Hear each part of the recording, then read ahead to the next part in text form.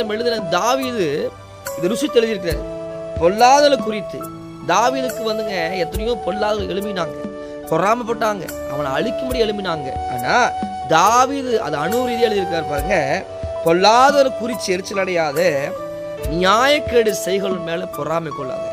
இன்னைக்கு நமக்குள்ள ஒரு எரிச்சல் இருக்குது. இனி நமக்குள்ள நம்முடைய வாழ்க்கையில ஒருத்தனை பார்த்து யாரோ ஒருத்தர் பார்த்து நமக்குள்ள எரிச்சல் இருக்குது. எரிச்சலுடைய அந்த சுபாவம் நமக்குள்ள இருக்குது. தாவீது சொல்றாரு, பொல்லாதவனை பார்த்து நீ என்ன எரிச்சல் அடையாத, எரிச்சலாவே இருக்கிற, அவனை பார்த்து நம்ம எரிச்சல் அடையாதுன்னு சொல்லி தாவீது இந்த வேத வசனம் மூலியமா எழுதியிருக்காருங்க. அவரோட வாழ்க்கையில அவர் பட்ட பாடுகள் தாவீது குறித்து நம்ம நிறைய தியானிச்சிருப்போம். தாவீது அவ்வளோ உபத்திரங்களை பட்ட மனிதன், ஆடு மேய்க்கிற மனிதனை தேவன் உயர்த்தினாரு. அவன் வாழ்க்கையில் கடந்து வந்த மனிதர்களை பார்த்து அவன் என்னன்னா அவ்வளோ அநியாயம் நடந்த அநியாயக்கார மனுஷங்க செய்த துரோகத்தெல்லாம் அவனை தாங்க முடியாம தான் இந்த வேத வசனத்தை எழுதியிருக்காரு பாருங்க. பொல்லாதவர்களை குறித்து என்னன்னா அதை எரிச்சல் அடையாங்க. இது தாவீது எழுதின சங்கீதங்க. 2வது வசனம் பாருங்க. அவர்கள் புல்லை போல சீக்கிரமே அறுப்புண்டு, பசும் பூண்டை போல அவள் வாடி போவார்கள். யாருங்க வாடி போவாங்க அப்படின்னா பொல்லாதவர்கள். நீங்க பொல்லாத பார்த்து எரிச்சல் அடைஞ்சிங்க. ஆனா ஆண்டு சொல்றாரு, பொல்லாதவன் ஒரு புல்லை போல காஞ்சிருவான். 7 நாளைக்கு 10 வருஷம் இருப்பான்.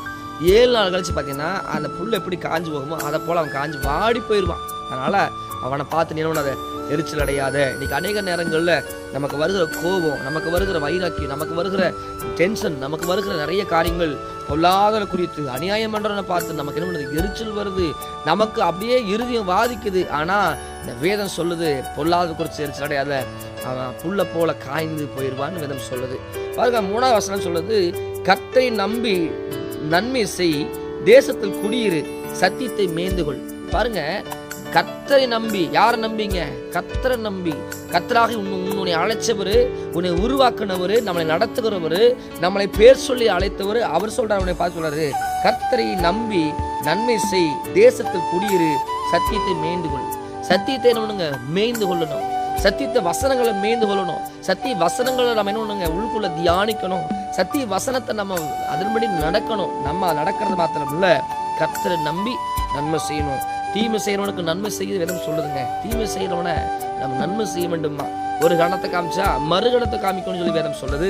தேவசனமே தேவப்படுகிற நான் சொல்லுகிறேன். 4வது வசனம் பாருங்க. கர்த்தரிடத்தில் மனமகிழ்ச்சியாக அவர் உன் இதயத்தின் வேண்டுதல் எல்லாம் உனக்கு அருளை செய்வார். பாருங்க, கர்த்தரை நம்பி நன்மை செய்ய சொன்னாரு. அதுக்கப்புறம் சொல்றாரு, கர்த்தர் மனமகிழ்ச்சியா யாட்டுங்க